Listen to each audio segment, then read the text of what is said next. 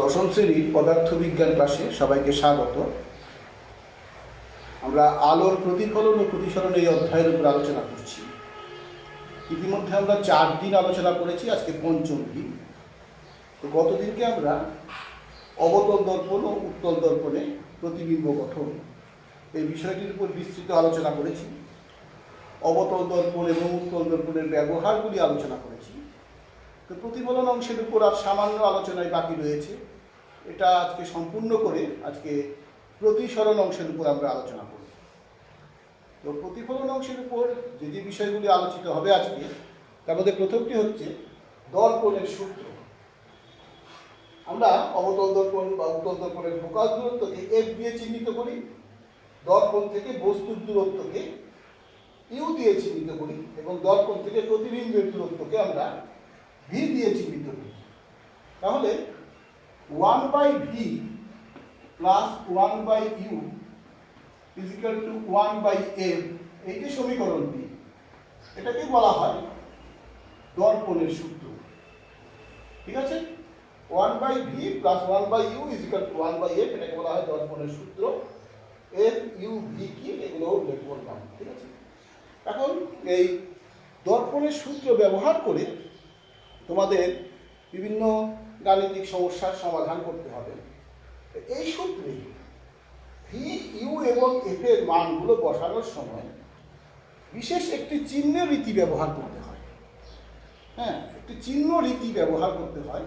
ওই গোলীয় দর্পণের প্রতিফলনের চিহ্ন রীতি, এটা একটু আমরা বুঝে নিই।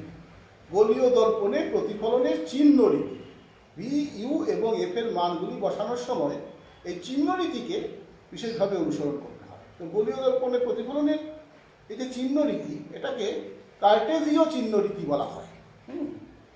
তো এই কার্টেজীয় চিহ্ন রীতিটা কি, সেটা আমরা এখন আলোচনা করছি। তাহলে আমাদের আলোচ্য বিষয় হচ্ছে গোলীয় দর্পণে প্রতিফলনের চিহ্ন রীতি, এটা আমরা একটু আলোচনা করতে যাচ্ছি। আমি বললাম এটাকে বলা হয় মিউ কার্টেজীয়, কার্টেজীয় চিহ্ন রীতি বলা হয় এটা। ঠিক আছে, এই কার্টেজীয় চিহ্ন রীতিটা কি? মূলত 3টি বিষয়ের উপরে চিহ্ন রীতিটি প্রতিষ্ঠিত। প্রথম কথা হলো, যে কোনো দূরত্ব মেরু থেকে পরিমাপ করতে হবে। 1 নম্বর কথা, যে কোনো দূরত্ব মেরু থেকে পরিমাপ করতে হবে। দ্বিতীয় কথা হলো, আপতিত রশ্মির অভিমুখে যদি দূরত্ব পরিমাপ করা হয় তাহলে দূরত্বকে ধনাত্মক ধরা হবে, এবং আপতিত রশ্মির বিপরীত অভিমুখে যদি দূরত্ব পরিমাপ করা হয় তাহলে দূরত্বকে ঋণাত্মক ধরা হবে। আবার বলি, আপতিত রশ্মির অভিমুখে যদি দূরত্ব পরিমাপ করা হয় তাহলে সেই দূরত্বকে ধনাত্মক ধরা হবে, আপতিত রশ্মির বিপরীত অভিমুখে যদি দূরত্বকে পরিমাপ করা হয় তাহলে দূরত্বকে ঋণাত্মক ধরা হবে। তৃতীয়ত, যদি প্রধান অক্ষের উপরের দিকে লম্বভাবে কোনো দূরত্ব পরিমাপ করা হয়, প্রধান অক্ষের উপরের দিকে লম্বভাবে কোনো দূরত্ব পরিমাপ করা হয় তাহলে দূরত্বকে ধনাত্মক ধরা হবে, আর প্রধান অক্ষের নিচের দিকে লম্বভাবে কোনো দূরত্ব পরিমাপ করা হলে সেই দূরত্বকে ঋণাত্মক ধরা হবে। ঠিক আছে, তাহলে এই যে 3টে নিয়ম, এই 3টে নিয়ম সমষ্টিকেই বলা হচ্ছে কার্টেজীয় চিহ্ন রীতি। তো কার্টেজীয় আরেকটু ব্যাপারটাকে ব্যাখ্যা করি।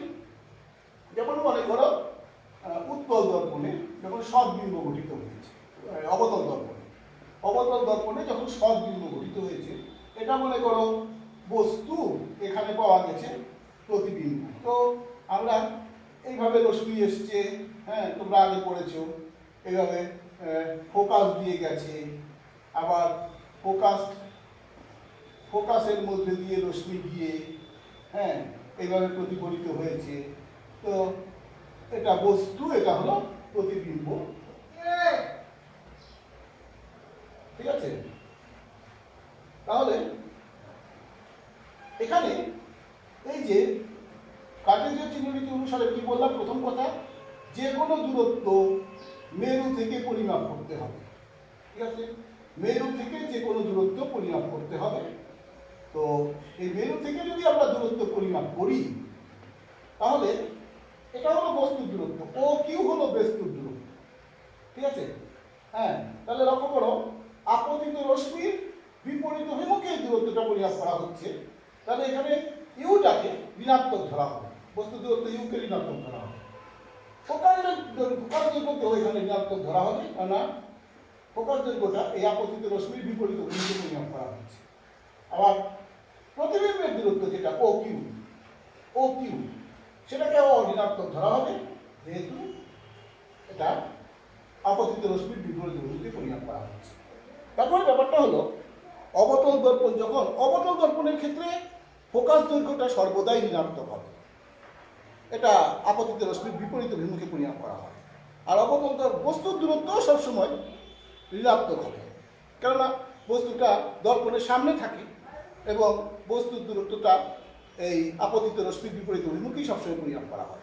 অবতল দর্পণেও উত্তল দর্পণেও বস্তুর দূরত্ব সর্বদা ঋণাত্মকই হবে, ঠিক আছে? প্রতিবিম্বের দূরত্বটা, প্রতিবিম্ব যদি দর্পণের সামনের দিকে গঠিত হয়, সাধারণত সৎ প্রতিবিম্ব দর্পণের সামনে গঠিত হয়, তখন ঋণাত্মক হবে।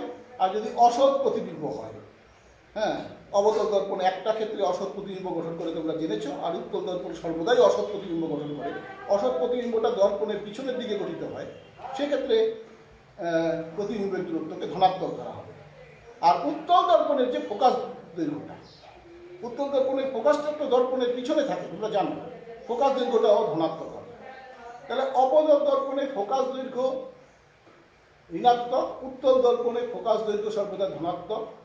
বস্তুর দূরত্ব উভয় দর্পণের ক্ষেত্রেই সর্বদা ঋণাত্মক, ঠিক আছে? প্রতিবিম্বের দূরত্ব, প্রতিবিম্ব যদি দর্পণের সামনের দিকে গঠিত হয় সৎ প্রতিবিম্বের ক্ষেত্রে প্রতিবিম্বের দূরত্ব ঋণাত্মক, কিন্তু প্রতিবিম্ব যদি দর্পণের পিছনে গঠিত হয় অর্থাৎ অসৎ প্রতিবিম্বের ক্ষেত্রে, তখন প্রতিবিম্বের দূরত্বকেও ধনাত্মক ধরা হবে, ঠিক আছে? তাহলে এই যে চিহ্ন রীতিগুলি, এগুলো কিন্তু তোমাদের অবশ্যই মনে রাখতে হবে। এই দর্পণের সূত্রের সাহায্যে যখন গাণিতিক সমস্যার সমাধান করবে, আমি সময় পেলে কিছু গাণিতিক সমস্যার সমাধান পরে করাবো, হ্যাঁ, তখন এই চিহ্ন রীতিগুলি বিশেষভাবে কাজে আসবে, ঠিক আছে? এই গেল গোলীয় দর্পণের সূত্র। এবার যেটা আমরা আলোচনা করব, যে বিষয়টা আমরা আলোচনা করব সেটা হচ্ছে প্রতিবিম্বের বিবর্ধন। গোলীয় দর্পণে প্রতিবিম্বের বিবর্ধন। তো গোলীয় দর্পণে প্রতিবিম্বের বিবর্ধন বলতে কি বোঝায়? গোলীয় দর্পণে প্রতিবিম্বের বিবর্ধন বলতে বোঝায় প্রতিবিম্বটি বস্তুর সাপেক্ষে কত গুণ বড়, হ্যাঁ, কত গুণ বড়, এবং এই বিবর্ধনকে পরিমাপ করা হয় বস্তুর উচ্চতা এবং প্রতিবিম্বের প্রতিবিম্বের উচ্চতা এবং বস্তুর উচ্চতা অনুপাত। তাহলে বিবর্ধন বলতে বোঝায় যে প্রতিবিম্বটি বস্তুর সাপেক্ষে কত গুণ বড়। মনে করো বিবর্ধন দ্বিগুণ, প্রতিবিম্বের বিবর্ধন 2, হ্যাঁ, তাহলে বুঝতে হবে প্রতিবিম্বটি বস্তুর দৈর্ঘ্যের দ্বিগুণ, প্রতিবিম্বের দৈর্ঘ্য বস্তুর দৈর্ঘ্যের দ্বিগুণ। আবার মনে করো বিবর্ধন অর্ধেক, তাহলে আমাদের মনে করতে হবে যে প্রতিবিম্বের দৈর্ঘ্য বস্তুর দৈর্ঘ্যের অর্ধেক। বিবর্ধন 1/2, তাহলে প্রতিবিম্বের দৈর্ঘ্য বস্তুর দৈর্ঘ্যের অর্ধেক, ঠিক আছে? আচ্ছা, তাহলে এ হচ্ছে বিবর্ধন। তো প্রতিবিম্বের বিবর্ধনকে সাধারণত m দিয়ে চিহ্নিত করা হয়। বিবর্ধন equal to h dash by h। এই h ড্যাশ হচ্ছে প্রতিবিম্বের উচ্চতা আর h হচ্ছে বস্তুর উচ্চতা, তাহলে h ড্যাশ বাই h, ঠিক আছে? আবার জ্যামিতিক উপায়ে প্রমাণ করা যায় h dash by h is equal to v by minus v by এখন ওই যে চিহ্নরীতি বললাম, চিহ্নরীতির যে 3 নম্বর নিয়মটি বললাম, তোমরা লক্ষ্য করেছো 3 নম্বর নিয়মটি কি ছিল? যদি প্রধান অক্ষের উপরের দিকে লম্বভাবে দূরত্ব পরিমাপ করা হয় সেটা ধনাত্মক ধরা হবে, প্রধান অক্ষের নিচের দিকে লম্বভাবে কোনো দৈর্ঘ্য পরিমাপ করলে সেটাকে ঋণাত্মক ধরা হবে। তাহলে যদি সদ এবং অবশিষ্ট প্রতিবিম্ব গঠিত হয়, সেক্ষেত্রে বুঝতেই পারছো ওই চিহ্নরীতি অনুসারে এইচ ড্যাশটা হবে ঋণাত্মক এবং এইচ হবে ধনাত্মক। এইচ হবে ধনাত্মক, তারপরে বিবর্ধনটা একটা ধনাত্মক ঋণাত্মক আরেকটা ধনাত্মক, তার মানে বিবর্ধনটা তখন কি হয়ে যাবে? ঋণাত্মক হয়ে যাবে। প্রতিবিম্ব যদি সদ হয় তাহলে বিবর্ধন সবসময় কি হয়ে যাবে? ঋণাত্মক হয়ে যাবে। এবার প্রতিবিম্ব যদি অসদ এবং সমশীর্ষ হয়, অসদ এবং সমশীর্ষ হয় তাহলে প্রতিবিম্বের দৈর্ঘ্যটা প্রধান অক্ষের উপরের দিকে লম্বভাবে পরিমাপ করতে হয়। সেক্ষেত্রে প্রতিবিম্বের দৈর্ঘ্য কি হবে? ধনাত্মক হবে। আর বস্তুর দৈর্ঘ্য তো ধনাত্মক, মানে দুটোই ধনাত্মক, তখন বিবর্ধনের মান কিন্তু ধনাত্মক হবে। ঠিক আছে? তাহলে ব্যাপারটা কি দাঁড়ালো? যে সৎ প্রতিবিম্বের ক্ষেত্রে প্রতিবিম্ব যদি সৎ এবং অবশিষ্ট হয় তাহলে বিবর্ধনটা ঋণাত্মক হবে। কেন? কেননা তখন এইচটা হচ্ছে ধনাত্মক, এইচ ড্যাশ হচ্ছে ঋণাত্মক। আর প্রতিবিম্ব যদি অসৎ এবং সমশীর্ষ হয় তখন এইচ এবং এইচ ড্যাশ উভয়ই ধনাত্মক, কাজে তখন বিবর্ধনও কি হবে? ধনাত্মক হবে। ঠিক আছে কথাটা? তো অর্থাৎ আরেকটু অন্যভাবে বলতে পারো, আমরা দেখেছি উত্তল দর্পণ সর্বদাই অসৎ প্রতিবিম্ব গঠন করে। তাহলে উত্তল দর্পণের যে বিবর্ধন, প্রতিবিম্বের বিবর্ধন সর্বদা ধনাত্মক হবে। আর অবতল দর্পণ অসৎ এবং সৎ উভয় প্রকারের প্রতিবিম্বই গঠন করে। তাহলে অবতল দর্পণে যে বিবর্ধনটা সেটা ধনাত্মক হতে পারে, আবার ঋণাত্মকও হতে পারে। ঠিক আছে কথাটা? তাহলে আমি আশা করি এই গোলীয় দর্পণের সূত্র, গোলীয় দর্পণের প্রতিফলনের যে চিহ্ন রীতি এবং গোলীয় দর্পণের প্রতিবিম্বের বিবর্ধন, এই যে বিষয়গুলি আলোচনা করলাম, এগুলো তোমাদের কাছে পরিষ্কার হয়েছে। ঠিক আছে? এই বিষয়গুলি তোমরা তোমাদের বই থেকে ভালো মতন পড়ে আরেকটু বুঝে নেবে। হ্যাঁ, এই বিষয়গুলি খুবই উল্লেখযোগ্য কিছু বিষয়, এগুলো তোমাদের শিখতে হবে। আচ্ছা, তাহলে আমরা আলোর প্রতিফলন অংশের উপর আলোচনা মোটামুটি শেষ করলাম। আলোর প্রতিফলন অংশের উপর আলোচনা শেষ করলাম। এবার আমরা প্রতিসরণ নিয়ে আলোচনা করব। প্রতিসরণ নিয়ে আমরা আলোচনা করব। ঠিক আছে? তো আমি বলেছিলাম যে একটি স্বচ্ছ সমসত্ব মাধ্যম দিয়ে যাওয়ার সময় আলোক রশ্মি যদি অন্য আরেকটি মাধ্যমের উপর আপতিত হয় তাহলে তিনটি ঘটনা ঘটতে পারে। প্রথমেই আমি বলেছিলাম, প্রথম ক্লাসে বলেছিলাম তিনটি ঘটনা ঘটতে পারে। কি কি? ওই আলোক রশ্মির কিছু অংশ প্রথম মাধ্যমে ফিরে আসে, যেটাকে বলা হয় প্রতিফলন। এটা নিয়ে আমরা আলোচনা করে ফেললাম। ওই আলোক রশ্মির কিছু অংশ দুই মাধ্যমের বিভেদ তল দ্বারা শোষিত হয়। ঠিক আছে? আচ্ছা, আর তৃতীয়ত ওই আলোক রশ্মির কিছু অংশ দ্বিতীয় মাধ্যমে প্রবেশ করে যদি দ্বিতীয় মাধ্যমটিও স্বচ্ছ হয়। ঠিক আছে? এই যে ঘটনাটা, অর্থাৎ আলোক রশ্মি দুটি স্বচ্ছ মাধ্যমের বিভেদ তলের উপর যদি আপতিত হয় তাহলে ওই আলোক রশ্মির কিছু অংশ দ্বিতীয় মাধ্যমে প্রবেশ করে। এই ঘটনাটাকে আলোর প্রতিসরণ বলা হয়। প্রতিসরণ, এটা নিয়ে আমরা আলোচনা করতে যাচ্ছি। ঠিক আছে? এখানে মনে করা যাক এটা হলো দুটি মাধ্যমের বিভেদ তল। দুটো আলাদা আলাদা চিত্র আঁকছি, কেন এটা একটু পরে তোমাদের কাছে পরিষ্কার হবে। এখানে একটা মাধ্যম রয়েছে, এখানে একটা মাধ্যম রয়েছে, এখানে একটা মাধ্যম রয়েছে, এখানে আরেকটা মাধ্যম রয়েছে। এগুলো হলো দুটো মাধ্যমের বিভেদ তল। একটি আলোক রশ্মি তির্যকভাবে দুই মাধ্যমের বিভেদ তলের উপর আপতিত হলো। তির্যকভাবে করে 90 ডিগ্রি কোণ ছাড়া অন্য কোনো কোণ করে, অভিলম্বভাবে নয়, অভিলম্বভাবে ছাড়া অন্য কোনোভাবে আপতিত হলে তখন আমরা বলি রশ্মিটি তির্যকভাবে আপতিত হয়েছে।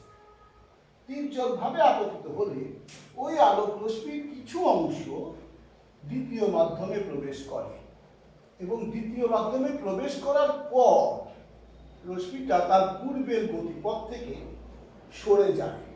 ঠিক আছে? পরিষ্কার হলো ব্যাপারটা?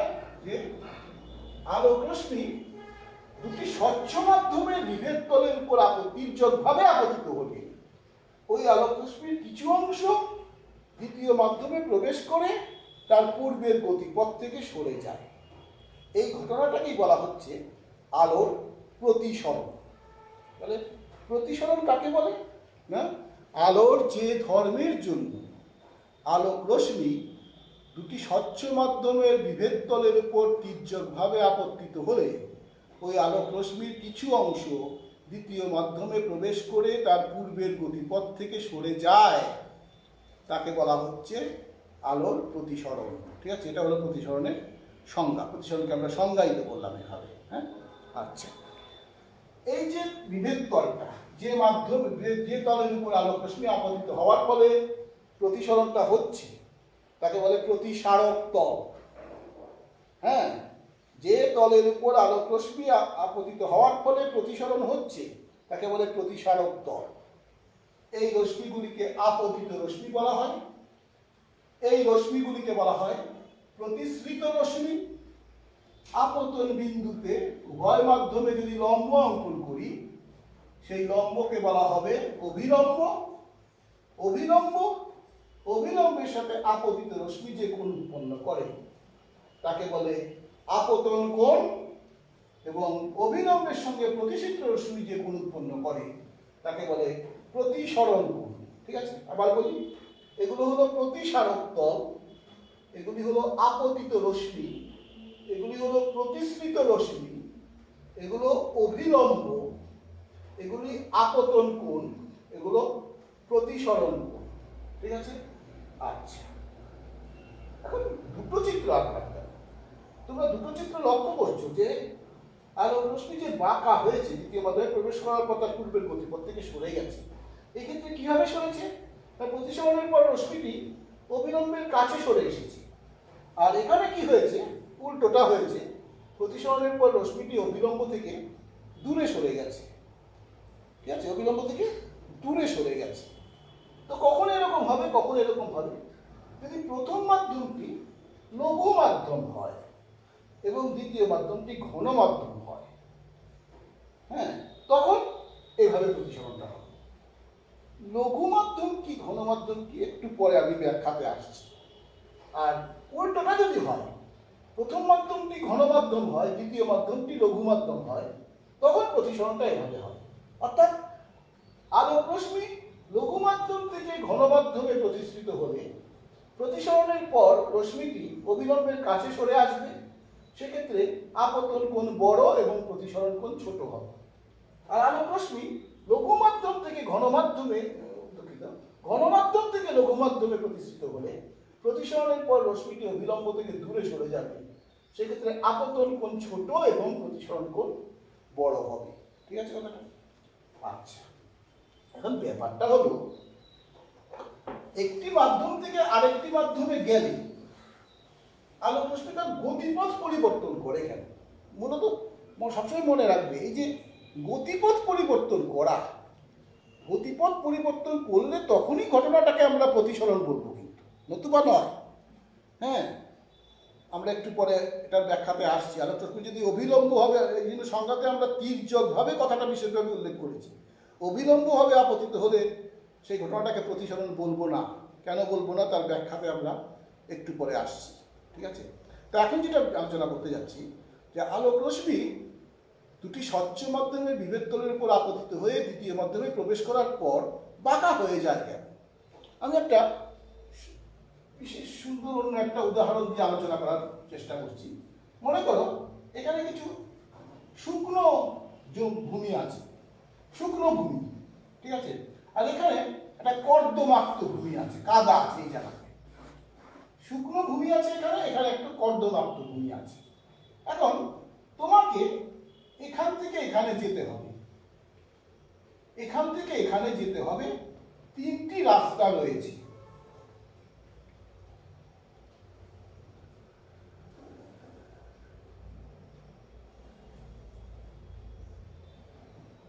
হ্যাঁ, এটা 1 নম্বর রাস্তা, এটা 2 নম্বর রাস্তা, এটা হলো 3 নম্বর রাস্তা। আমার কথাটা পরিষ্কার হয়েছে? এখানে কিছু শুকনো ভূমি আছে, এখানে একটু কর্দমাক্ত ভূমি রয়েছে।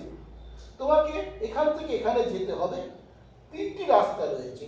কোন রাস্তাটি তুমি ব্যবহার করবে, নাকি কোন রাস্তাটি তুমি ব্যবহার করবে? খুব সাধারণ ব্যাপার। হ্যাঁ, একটু চিন্তা করলে তুমি বুঝতে পারবে যে তোমাকে 3 নম্বর পথটি অনুসরণ করাই উচিত। কেন? শুকনো ভূমিতে তোমার গতিবেগ বেশি হবে, আর কর্দমাক্ত ভূমিতে তোমার গতি বাধাপ্রাপ্ত হবে, অর্থাৎ গতিবেগ কম হবে। কাজে তুমি চেষ্টা করবে শুকনো ভূমিতে অধিক দূরত্ব অতিক্রম করে কর্দমাক্ত ভূমি দিয়ে সর্বাপেক্ষা কম দূরত্ব অতিক্রম করতে। সেটা এই পথ অনুসরণ করলেই সেটা হওয়া সম্ভব।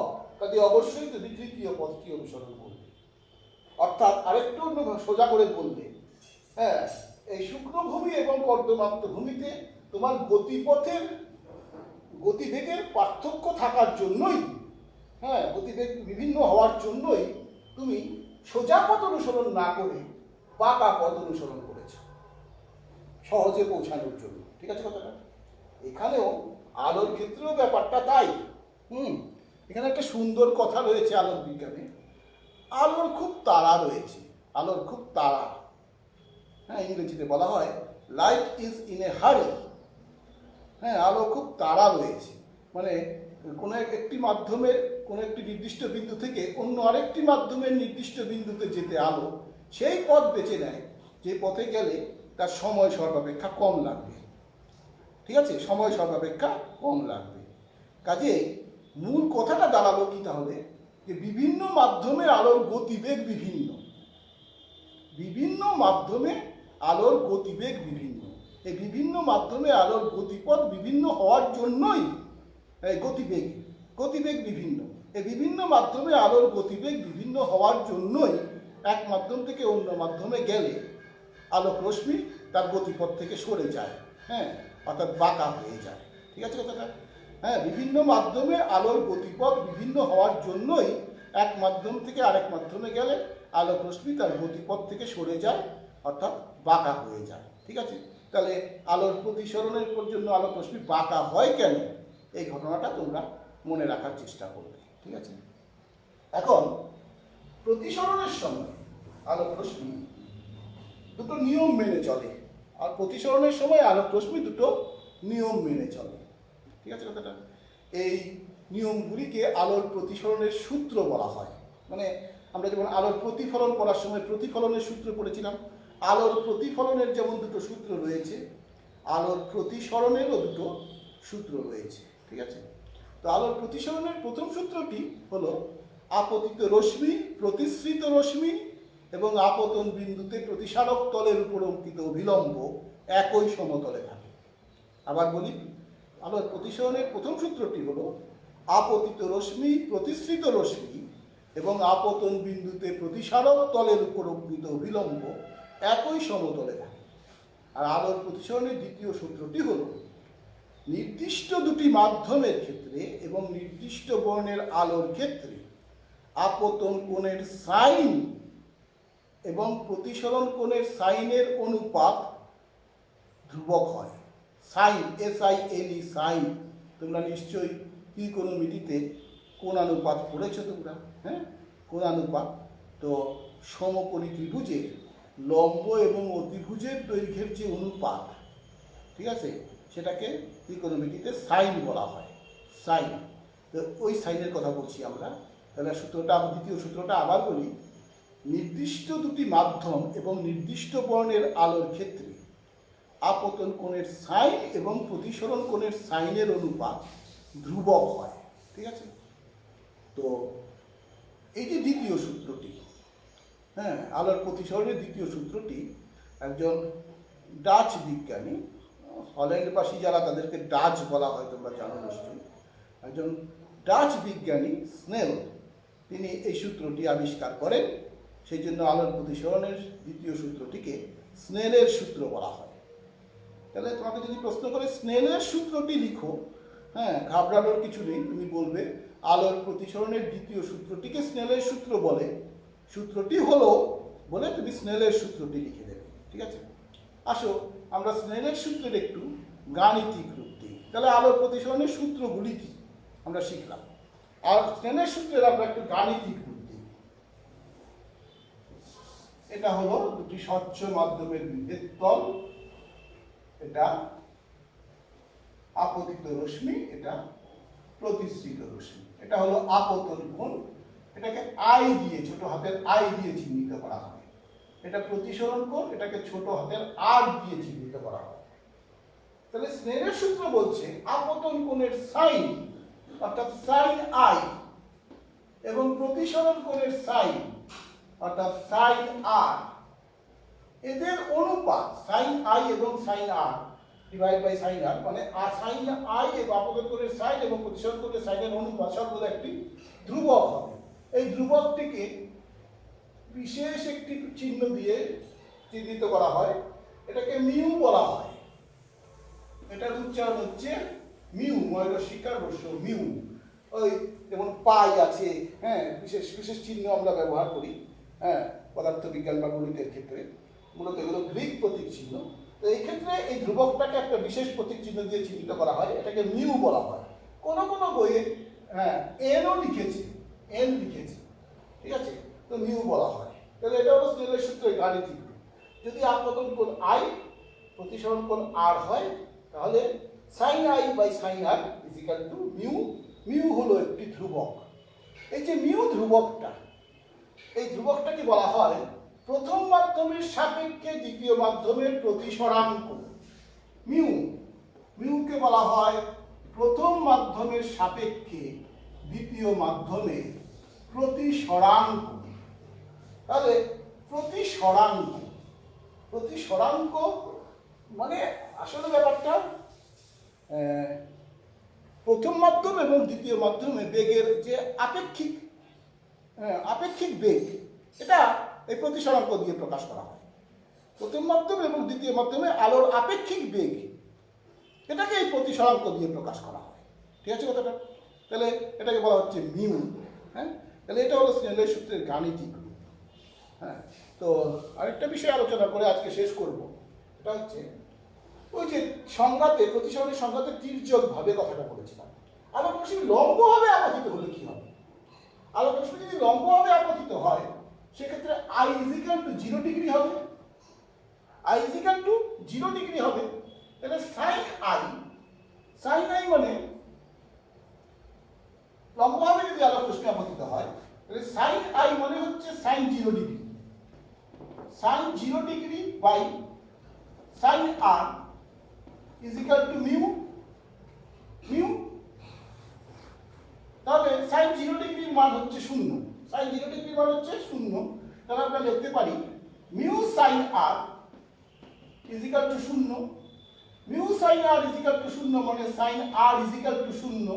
যেহেতু মিউ একটি ধ্রুবক, মিউ 0 হতে পারে না, মিউ 0 হতে পারে না। তাহলে sine r is equal to 0, তার মানে sine r is equal to sine 0 degree, তার মানে r is equal to 0 degree. তার মানে আই যদি 0 ডিগ্রি হয়, i is equal to 0 degree হলে r is equal to 0 degree হবে। কথাটার অর্থ কি জানালো?